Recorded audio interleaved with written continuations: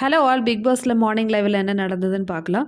So இன்றைக்கி morning லைவில் big pass anthem play பண்ணும்போது இன்றைக்கி எல்லாருமே வந்து ரொம்ப எனர்ஜி கம்மியாக தான் வந்து டான்ஸ் ஆடினாங்க.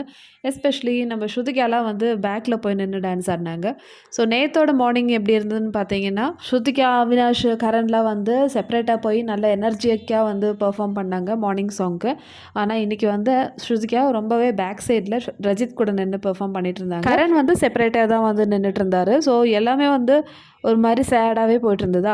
ஸோ இதில் வேறு ஈஷா வந்து, அதாவது E4 ஈஷா இருக்காங்க இல்லையா, அவங்க என்ன தெரியுமா சொல்கிறாங்க, நான் நைட்டு தூங்கும்போது ஸ்ருதிகாவை சொப்னத்தில், அதாவது ட்ரீமில் பார்த்தேன். ஸ்ருதிகா சும்மா எவிக்ட் பண்ணுற மாதிரி ஒரு கனவு எனக்கு வந்தது. ஸோ நேற்றெல்லாம் நம்ம எலிமினேஷன் பற்றி தான் வந்து பேசிகிட்டு இருந்தோம்ல, மேபி அதனால் கூட இருக்கலாம், இந்த மாதிரி ஒரு கனவு எனக்கு வந்திருக்கு அப்படின்னு சொல்லிட்டு அவினாஷ் கிட்ட இந்த ஈஷா பேசிகிட்டு இருக்காங்க. இதெல்லாம் கேட்கும்போது தான் வந்து எனக்கு ஸ்ட்ரைக் ஆகுது, இந்த ஈஷாக்கு யார் இந்த பேர் வச்சா, E4 ஈவில்னு சொல்லிட்டு. யார் இந்த பேர் வச்சுருந்தாலும் ரொம்ப கரெக்டாக வச்சுருக்காங்க.